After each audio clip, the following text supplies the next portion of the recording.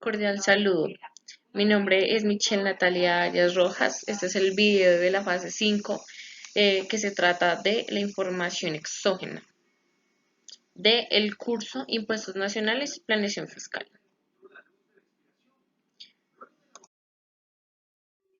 Entonces, ¿qué es la planeación fiscal?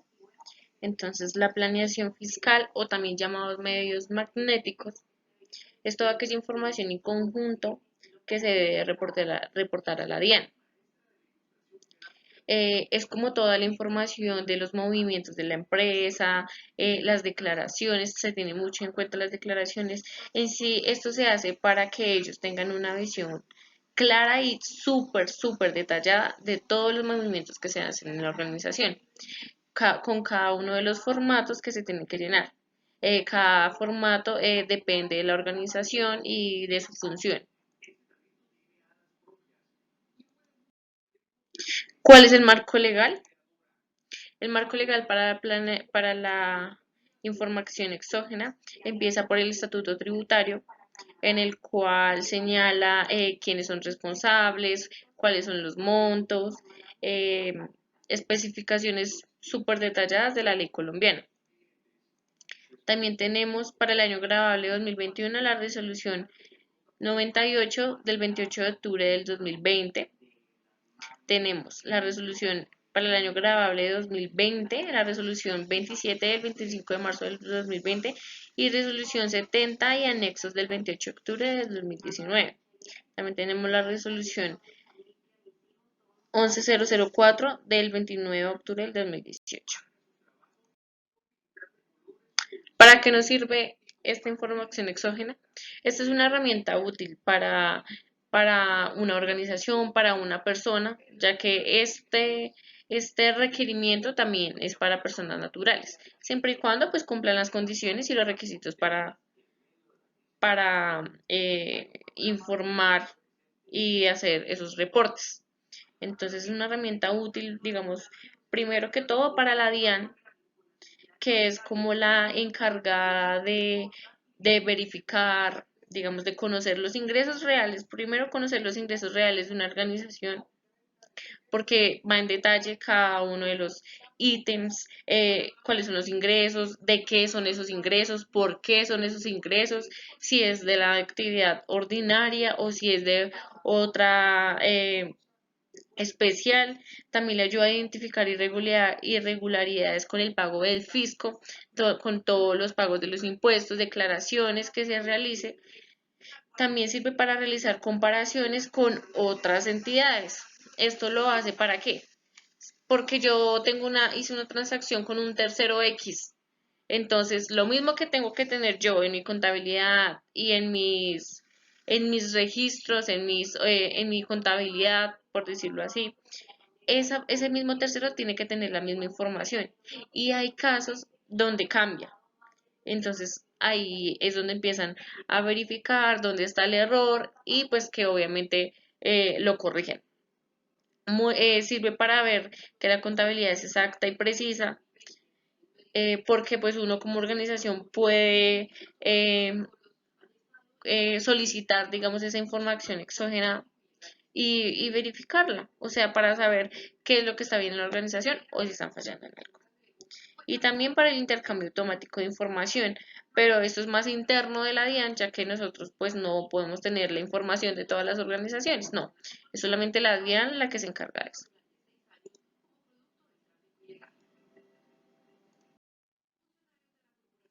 ¿Quiénes están obligados a presentar esa información? Entonces, las personas naturales que hayan obtenido ingresos mayores a 5 millones, 5 billones, perdón, y la suma de los ingresos brutos obtenidos por rentas de capital y rentas laborales durante el año 2020 que superen 1 millón. Las personas jurídicas, públicas y privadas que hayan obtenido ingresos brutos mayores a 100 millones. También las personas que son obligadas a retener porque ellos presentan información financiera, ellos declaran, entonces ellos también están obligados, tanto personas responsables de IVA como las que no. Las entidades públicas que les celebren contratos de cooperación y asistencia técnica para el apoyo y ejecución de sus programas o proyectos con organismos internacionales, las entidades vigiladas por la Superintendencia Financiera, las cooperativas de ahorro y crédito, los organismos de cooperativas de grado superior.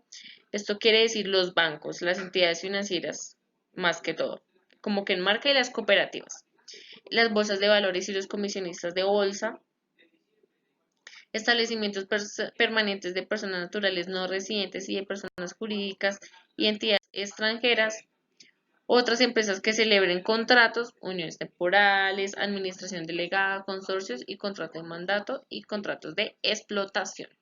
Los entes públicos del nivel nacional y territorial del orden central y descentralizado contemplados en el artículo 22 del Estatuto Tributario no obligados a presentar declaración de ingresos y patrimonio. Los secretarios generales o quienes financien casos del recurso del Tesoro Nacional, los obligados a presentar estados financieros consolidados, las cámaras de comercio, la Registraduría Nacional del Estado Civil, los notarios, siempre y cuando estos enmarquen solamente sus funciones como notario, las personas o entidades que elaboren facturas de venta o documentos equivalentes, las alcaldías, los distritos, las gobernaciones, las autoridades catastrales y las responsabilidades del Impuesto Nacional de Carbón. Eso se encuentra en la página de la DIAN. ¿Cuál es el formato que más se requiere y qué son los conceptos? El formato más o menos digamos que la organización o la misma DIAN como que ha detallado que sí es muy importante, fundamental y primordial es el formato BIE01, versión 10. Esto digo más o menos porque todos son importantes. O sea, todos son importantes porque pues es una información totalmente distinta, es un detalle diferente y son conceptos muy diversos. Este formato trata de pagos o abonos en cuenta y retenciones practicadas. Y los conceptos es simplemente la descripción, detalles y ítems que se encuentran en la ley y en la normativa. Por ejemplo, en todas las resoluciones que anteriormente les indiqué del marco legal, ellos tienen como unos conceptos para que, digamos, la persona que vaya a declarar y vaya a realizar estos formatos tengan claro cuál es la información que debe detallar en él. Ahí. ¿Cuántos y cuáles formatos comprende la información exógena? Actualmente la norma 2020 se manejan 52 formatos, en el cual están detallados en la resolución número 70 de 28 de octubre del 2019. Acá como que les detallo algunos y los más principales, pero en general son 54 formatos. Para no extendernos, esta información está en la resolución 70 y es de la página 67.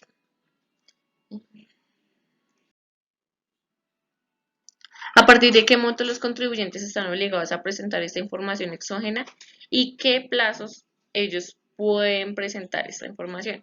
Entonces, para las personas naturales, son a 500 millones de ingresos brutos y si tienen ingresos brutos por rentas de capital o rentas no laborales, entonces es de 100 millones. Las personas jurídicas, públicas y privadas que hayan obtenido ingresos brutos mayores a 100 millones y los plazos que tienen para cada uno. Para grandes contribuyentes empieza desde el 15 de mayo al 29 de mayo del 2020. Se debe tener en cuenta que hay una fecha para cada número y finalización de identificación, que es eso como la DIAN los organiza para que cada uno tenga su día y lo pueda presentar y para que haya un orden y pues una organización. Y para las personas jurídicas y naturales desde el 1 de junio al 1 de julio del 2020. Esta información se encuentra en la resolución 27 del 2020 de la DIAN, año declarante 2019.